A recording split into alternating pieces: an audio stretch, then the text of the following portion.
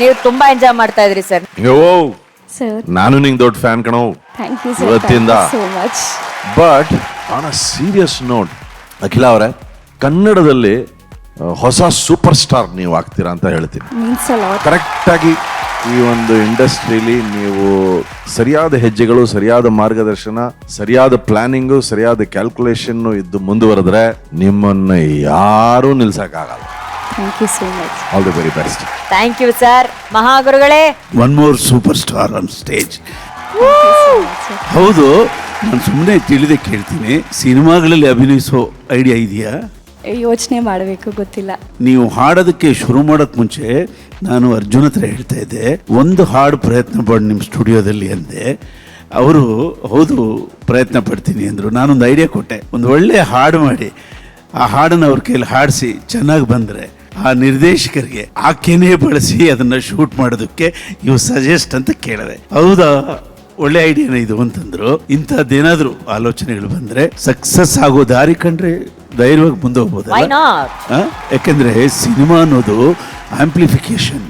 ಒಂದು ಹಾಡು ಒಳ್ಳೆಯ ಪ್ರದರ್ಶನ ನಿಮ್ಮ ಜೀವನದ 25 ವರ್ಷಕ್ಕೆ ನೆನಪನ್ನು ಕೊಡುತ್ತೆ, ಐಡೆಂಟಿಟಿ ಕೊಡುತ್ತೆ. ಅದರಿಂದ ಅದನ್ನು ತೆಗೆದಾಕ್ಬೇಕಾಗಿಲ್ಲ. ಬಟ್ ನಿನಗೆ ಪರಿಪೂರ್ಣವಾದ ಪ್ರತಿಮೆ ಒಲಿಯುವ ಎಲ್ಲ ಲಕ್ಷಣಗಳಿದೆಯಮ್ಮ. ಸದ್ಯಕ್ಕೆ ಚಾಂಪಿಯನ್ಶಿಪ್ ವೇದಿಕೆಯ singing star Akhila. Thank you sir.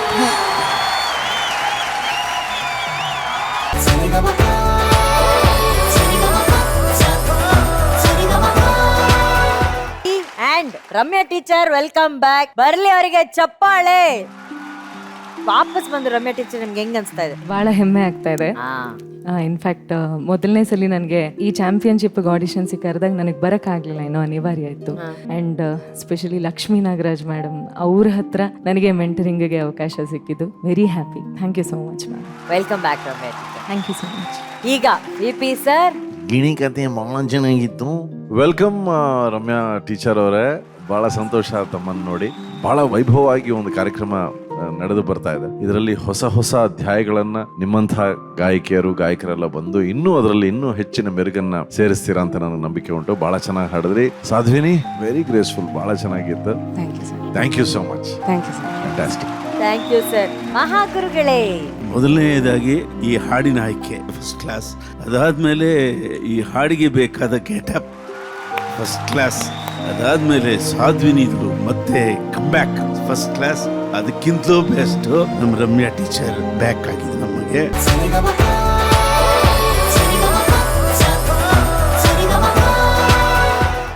ನೀವು ಮುಂಚೆ ಅವತ್ತೊಂದೆರಡು ಸಲ ನಮ್ಮ ಆಟೋದಲ್ಲಿ ಬಂದಾಗ, ಅದೆಲ್ಲ ಮೆಜೆಸ್ಟಿಕ್ ಹೋಗ್ಬೇಕು ಅಂತ ನೀವು ಬಂದಾಗ, ಏನೋ ನೀವು ಆಟೋಲ್ ಕೂತ್ಕೊಂಡು ಅಣ್ಣ ಇದ್ ಕೇಳಿ ಅಕ್ಕ ಇದ್ ಕೇಳಿ ಅಂತ ಏನ್ ಕವಿತೆಗಳು ಬಿಡ್ತಾ ಇದ್ರೆ, ಇವಾಗ ಎಲ್ಲಿ ಬಿಡಿ ಮರ್ತ್ಬಿಟ್ರ ಕವಿತೆಗಳೆಲ್ಲ? ಪ್ರೀತಿಯ ಹೆಸರೇ ನೀನೆಂತು ಹೃದಯ, ಈ ಹೃದಯದ ಬಡಿತವೇ ನೀ ನನಗೆ ಗೆಳೆಯ, ನನ್ನೀ ಪ್ರೀತಿಗೆ ಕಟ್ಟಲಾಗದು ಬೆಲೆಯ, ಈ ನನ್ನ ಪ್ರೀತಿಯ ನೀ ಒಪ್ಪಿಕೊಳ್ಳುವೆಯ. ವರ್ಣ, ನಿನ್ನ ಕವಿತೆ ಮಾತ್ರ ಎಕ್ಸ್ಟ್ರಾಡಿನರಿ ಆಗಿದೆ. ಆದ್ರೂ ಪರವಾಗಿಲ್ಲ, ನಿಮ್ಮಿಂದ ಇನ್ಸ್ಪಿರೇಷನ್ ಆಗಿ ನಾವು ಒಂದೆರಡು ಲೈನ್ ಬರ್ದಿದ್ದೀವಿ. ಪ್ರೀತಿಗಾಗಿ ಹೂವ ಕೊಟ್ಟೆ, ಹೂವಿನಲ್ಲಿ ಹೃದಯ ಇಟ್ಟೆ, ಆ ಹೃದಯದಲ್ಲಿ ಜೀವ ಬಿಟ್ಟೆ, ನಿನ್ನ ಹಿಂದೆ ಅಲೆದು ಅಲಿದು ನಾ ಕೆಟ್ಟೆ, ಆದ್ರೂ ನಾ ನಿನ್ನ ಹೊಗಳುವೆ ಕಟ್ಟಿ ಕವನಗಳ ಕೋಟೆ. ಹೆಂಗಿದೆ ಅರ್ಜುನ್ ಜನ್ಯಾಜಿ ಈ ಸಮರ್ಪಣೆಯ ರಾಟೆ?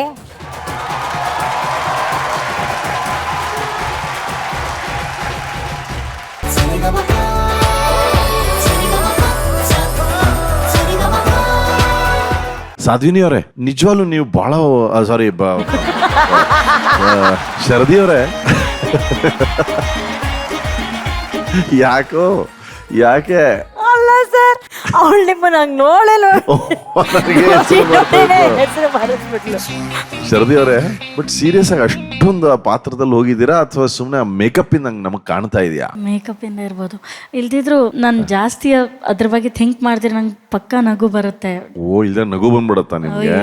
ಆಕ್ಚುಲಿ ನಾವಿಬ್ರು ನೋಡಿದ್ರೆ ನಾವು ನಗಕ್ಕೆ ಅದಕ್ಕೆ ಒಬ್ಬರೊಬ್ರು ಮುಖ ನೋಡ್ತಾನೆ ಇರ್ಲಿಲ್ಲ ಮಾಡುವಾಗ. ಹೌದಾ? ಈ ಒಂದು ವಿಷಯ ದೆವ್ವಗಳ ಬಗ್ಗೆ ನಮಗ್ ಗೊತ್ತಿರಲಿಲ್ಲ. ಒಬ್ರೊಬ್ರು ಸಿಗ್ತಾ ನಗ್ತಾ ಇರ್ತಾರೆ ಅಂತ, ಬೇರೆಯವ್ರನ್ನೆಲ್ಲ ಅಳಿಸ್ತಾರೆ.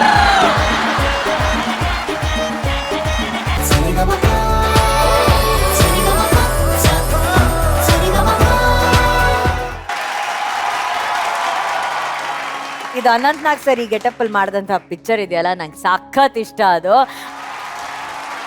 Ananth Nag sir is amazing in this movie. ಇವತ್ತು ರಂಗನ ಹಾಗೂ ವಸಿಶ್ರೀ ಅವರ ರಂಗಯ್ಯ ಈ ಹಾಡು ಹೇಗಿತ್ತು ಅಂತ ಕೇಳೋಣ.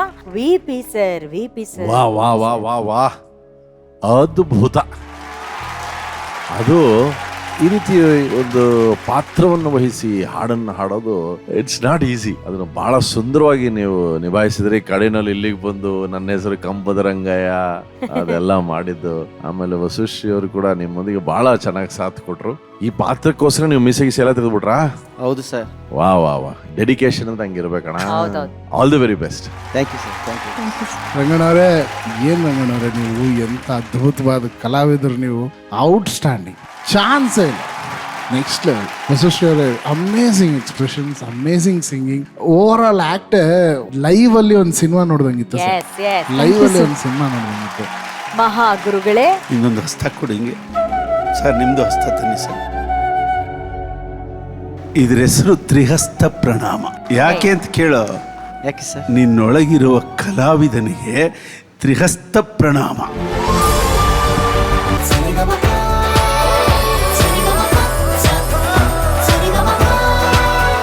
Anvita, you killed it. ತುಂಬ ಚೆನ್ನಾಗಿ ಹಾಡಿದೆ ತಾಯಿ, ಭಾಳ ಚೆನ್ನಾಗಿ ಹಾಡಿದೆ. ಆ್ಯಂಡ್ ನೀನು ನಿನ್ನ ಬಗ್ಗೆ ಎಷ್ಟು ಹೊಗಳಿದ್ರು ಕಮ್ಮಿ ಮಗ. You are amazing. ನೀನೊಂದು ಕಂಪ್ಲೀಟ್ ಆರ್ಟಿಸ್ಟ್. ನೀನು ಒಂದೊಂದು ಹಾಡನ್ನು ನೀನು ಆ ಹಾಡು ರೀತಿ ಹಾಡ್ತಾ ಇದ್ದೀವಿ. ವೇದಿಕೆ ನೋಡಿದಾಗ ಆ ವಾಯ್ಸ್ ಏನಿದೆಯಲ್ಲ, ಆ ಹಾಡಿದ ಒರಿಜಿನಲ್ದು, ಅದನ್ನು ಸ್ವಲ್ಪ ಕಾಪಿ ಮಾಡೋಕ್ಕೆ ಟ್ರೈ ಮಾಡ್ತೀಯಾ.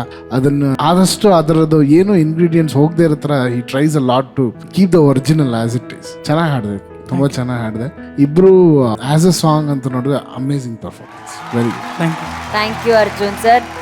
ಕೊರಿಯೋಗ್ರಫಿ ಎಲ್ಲ ಹೆಂಗಾಗಿದ್ದು? ಆಕ್ಚುಲಿ ನಾವು ಮೊದಲು ಪ್ಲಾನ್ ಮಾಡಿದ್ದು ಹೀಗೆ ಜಸ್ಟ್ ಮಾತಲ್ಲಿ, ಅಂದ್ರೆ ಹೀಗೆ ಒಂದ್ಸಲ ಈಗ ಸುತ್ತಾಕ್ಬೋದು, ಆಮೇಲೆ ಅಷ್ಟೇ ಮಾಡಿದ್ದು. ಜ್ಞಾನೇಶ, ನೀನ್ ಹೇಳು, ಇಬ್ರು ಹೆಂಗ್ ಪ್ರಾಕ್ಟೀಸ್ ಮಾಡ್ತಿದ್ರು ರಾಜಾ? ಅವ್ರು ನಮ್ದು ಚೌಟ್ರಿಯಲ್ಲಿ ಮೇಲ್ಗಡೆ ರೂಮು, ತಳಗಡೆ ಫುಲ್ಲು ಏಕೋ ಹೊಡೆಯುತ್ತೆ. ಏನು ಏಕೋ ಏಕೋ ಏಕೋ? ಏಕೋ ಹೊಡೆಯುತ್ತೆ. ಯಾವಾಗ್ಲೂ ಒಂದ್ ಸರಿ ಬಾಗ್ಲ ಹಾಕೊಂಡನಂದ್ರೆ ಊಟಕ್ಕಷ್ಟೇ ಬಾಗ್ಲ ತೆಗಿತಾನ. ಏನ್ ಮಾಡ್ತಿರ್ತಾನೆ ಬಾಗ್ಲ ಹಾಕೊಂಡು? ಅದೇ ಏನು ಗೊತ್ತಿಲ್ಲ. ಆದ್ರೆ ಈ ಸರಿ ಅಂತೂ ಏನು ಪ್ರಾಕ್ಟೀಸ್, ಅಬಾಬಾಬಾಬಾ, ಬುಸ್ ಬುಸ್ ಸಂಬದ ಅಂತ ಆಮೇಲೆ ಅಷ್ಟೇ. ನೀನೇನು ಕೇಳಕ್ ಹೋಗಿಲ್ವಾ ಅವನ ಹತ್ರ ಬಾಗಿಲ್ ತಟ್ಟಿ? ಒಂದ್ಸರಿ ಊಟ ಕರೆಕ್ ಹೋಗಿದ್ದೆ, ಆತ ಬುಸ್ ಬುಸ್ ಅನ್ನೋದ್ ನೋಡಿ ಅದಕ್ಕೆ